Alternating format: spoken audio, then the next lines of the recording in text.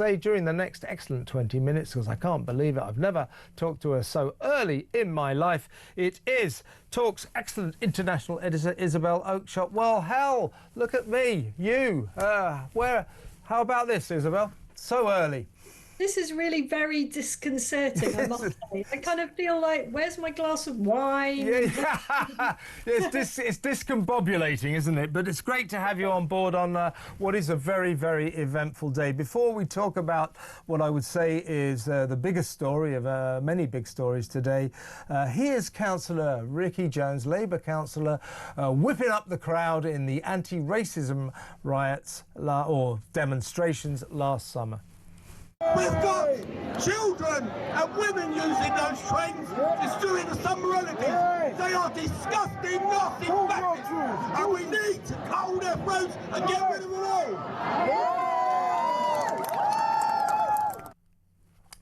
Look at that, very proud of himself there, isn't he? Now, what he did there was, in terms of the migrant crisis protesters who took to the streets after the Southport horror all over the country. This was a counter-demonstration by anti-racism protesters that also happened all over the country. Labour councillor there, Ricky Jones, went there and said that all these right-wing protesters that he said, you know, what Keir Starmer called far-right thugs, many of them were just ordinary people worried about the migrant crisis and appalled by what happened in Southport, but that's by the by. Ricky Jones said that their throats should be cut. And he faced trial, quite rightly, for inciting violence. If that's not inciting violence, I don't know what the hell is. Today, he was acquitted, found not guilty.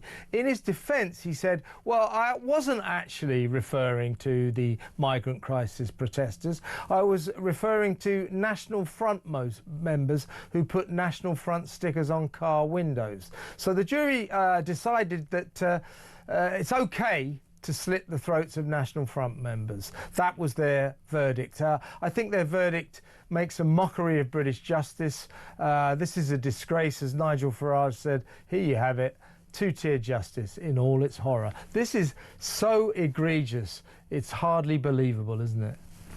I think this is so damaging to the government that keeps on trying to pretend to be confused at the suggestion that there is such a thing as two-tier justice in our country, and yet we keep getting more and more examples of it, and this is such a glaring one. And did you notice in the footage that we played just now of that deplorable individual making those comments, that there were a load of people around him clapping and cheering at those comments? It wasn't like everyone went quiet and looked shocked. You know, this was just sort of like, yeah, let's bring it on, folks. Let's talk about slitting throats. I know that we're going to talk about, or I think we are, another story in which there's language and advice about slitting throats. I mean, it just strikes me that there are certain attitudes and behaviours here that we seem to be accepting as part of our society. And in particular, the result of this court case seems to endorse that it's okay to go around talking about slitting people's throats. I mean, it's... As long as they're right-wing. As long as they're right-wing, it's OK to slit their throats. That's the essence of this decision by this jury. As I was saying earlier, it kind of reminds me, on a lesser scale, I suppose, of the Colston Four in Bristol, who quite clearly pulled that statue down of the slave driver Edward Colston, and you know, pulled it down, public property, pulled it across the towpath and chucked it into the sea, into the harbour. I mean, and they were charged with vandalism and damaging public property, criminal damage of public property, which they clearly did. They clearly did that. Yes. The jury found them not guilty. So what you've got here is juries counterintuitively quite clearly seeing that the defendants committed these crimes, but deciding, I suspect for political reasons, that they're going to let them off. This is the thing about what happened with Ricky Jones. Clearly, in my view, the jury sympathised with his sentiments and let him off a crime he quite clearly committed. It would also be interesting to hear how the judge summed up the case and directed the jury, because this is also what happens quite a bit. You've got woke, biased judges I'm not saying that's what happened in this case. I don't know how the judge directed the jury. Judges are, of course, supposed to leave it entirely up to the jury how they kind of cast their secret votes between them as to whether someone is or isn't guilty. But very often the judge will make some quite pointed comments that I think probably influence juries one way or another. So I would just be interested in what happened in this case in terms of direction. I just think it's very concerning, and these cultural attitudes that we seem to be just accommodating and absorbing and accepting are not something that should have any place in our society at all. And each and every time we're going to come back to the contrast with Lucy Connolly, aren't we? Yeah, by the way, Isabel, we've just heard that she will be let out finally, released from prison next week. Right. So she's about to come out after serving, way too long in jail. She got 2 years and 7 months for writing a few hurty words on Twitter, on social media.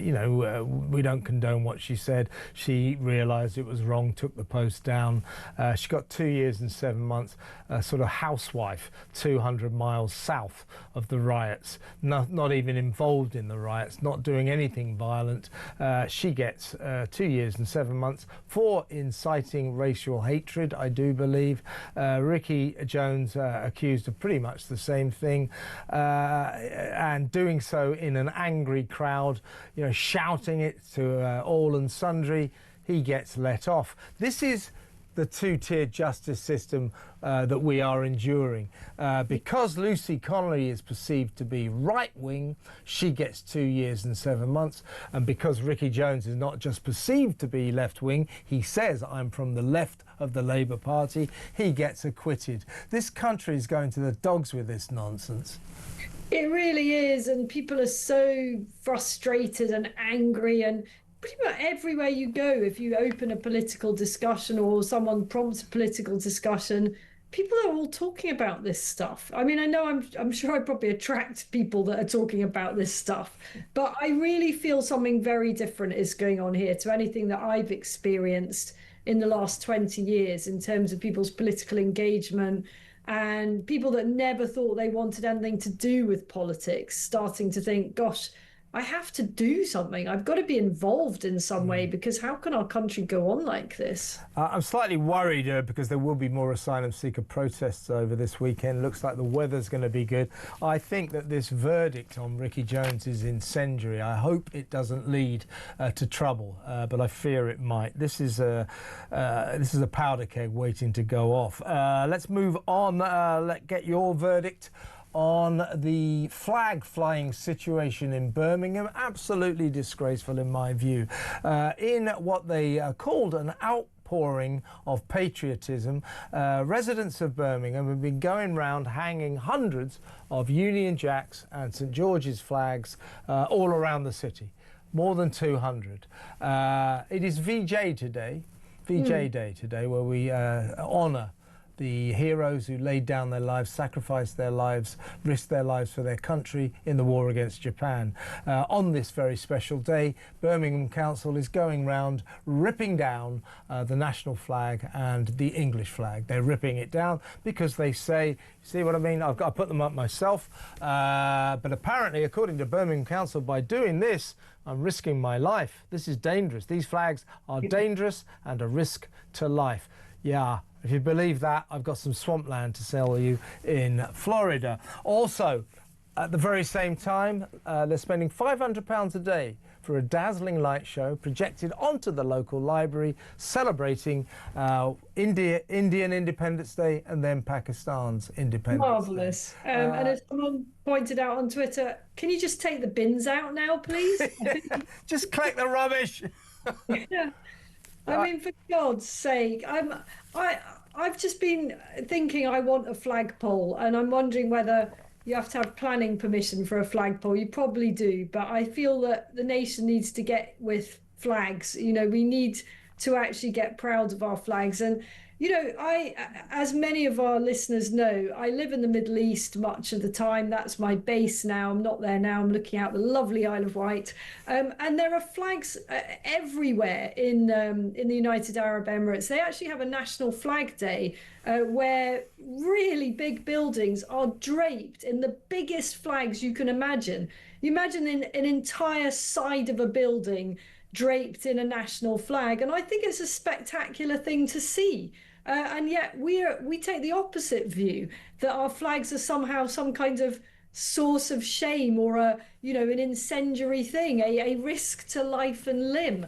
I want to see more British flags. America's good at this stuff. What we tend to see here is flags from other countries. I've for some time now had the view that actually, I'm sorry to say, we need to ban the display of foreign flags in our country. I think it's okay to have a flag perhaps next to a Union Jack if there's a particular occasion, but it's something very wrong, isn't it, when it is more common to see a sea of pro-Palestinian flags than it is to see a sea of Union Jacks. Just had a lovely lady called Chris, 72 years old, rang in from Birmingham and saying, yeah, they're pulling down the Union Jack and the St George's Cross flags, but she says, I'm looking around now, all around me there are foreign country flags, India, Pakistan. It's so warped, And by the way, she said, I'm 72, she said, I'm scared to go out now. She said, just the other day, she said, I'm a 72-year-old woman,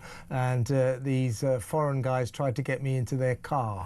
I mean, what the hell is going on? Got to move on to this one now. Got to get your take on the front page of The Sun today. Boot him out now. Now boot him out. This is the TikTok migrant, name of Parwiz Hanifyar, who a few days ago came across the channel illegally in a small boat and live streamed his voyage joyfully. Yeah, we're on the way to Britain. And he got here.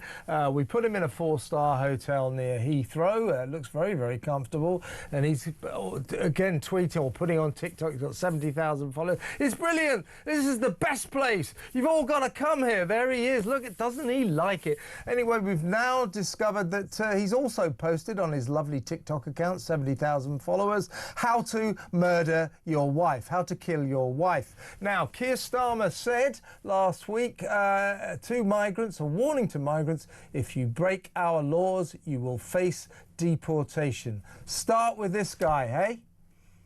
100%. I mean, I don't want to hear the words face deportation. Yeah, I know. The words be deported, immediately. Yeah. And I would say this would be a very good place for them to demonstrate how serious they are about one in, one out, which we all know has been an absolute catastrophe so far.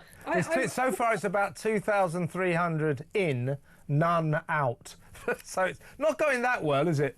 I mean, I'm laughing, but it's just absolutely shocking and unbelievable. But with this guy, I watched the video that he made and the translation of what he was saying, and it's genuinely shocking. I mean, this isn't some kind of sick joke. This guy is genuinely encouraging his followers to murder their wives if they discover their wives have cheated on them. And he goes into quite some detail how it's done. And I think the thing that worried me about it most, actually, is that he was saying, what you have to do is you have to go out and have a bottle of wine or a bottle of beer or something. I can't remember exactly what alcohol he recommended.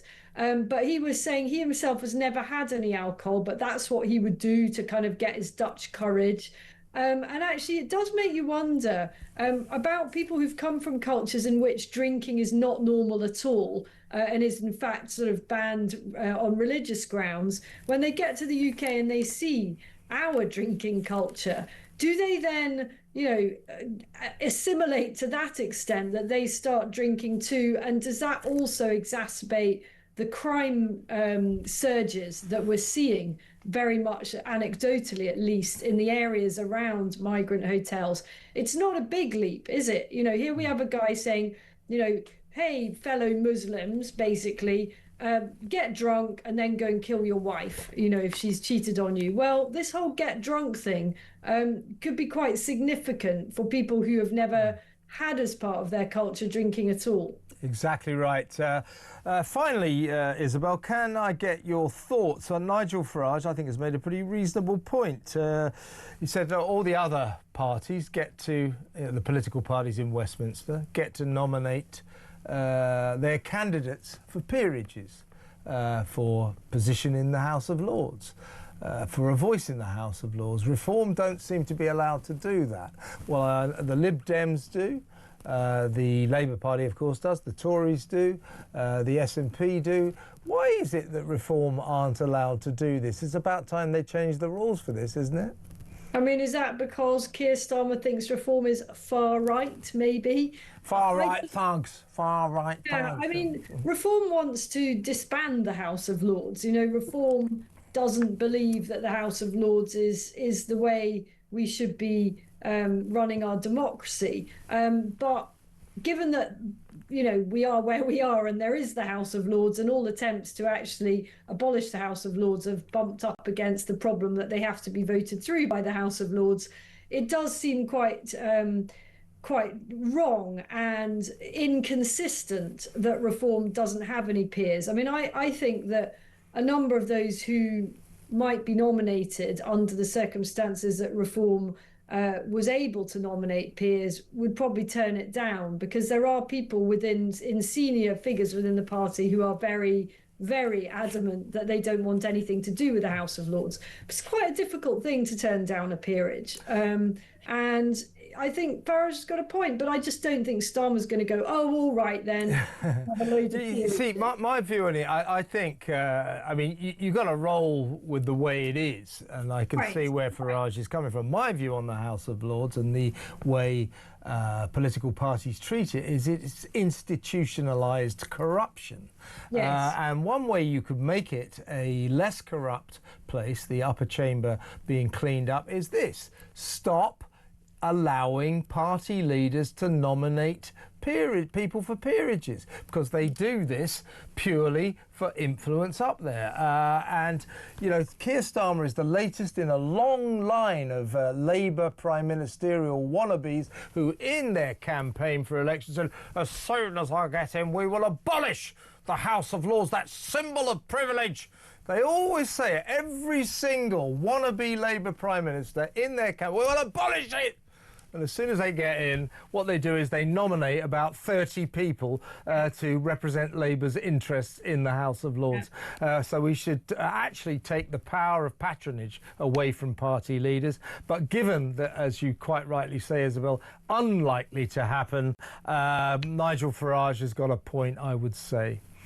I think there will have to be some movement on this. You know, for example, after the next local government elections, and perhaps if Reform does very well in the Welsh elections, it's going to look increasingly unjustifiable, indefensible for Reform not to have any peers. But I don't think it's something that occupies a lot of kind of concentration and agony at the top of the party. I think they're very, very busy just cracking on with jobs without any baubles and fancy titles to go with it, and ermine gowns. Absolutely. Isabel, it's early, but I hereby allow you to have a glass of wine. It's Friday, and really good to talk to you at this unearthly hour. Isabel Oakeshott there, Talks International editor. We'll go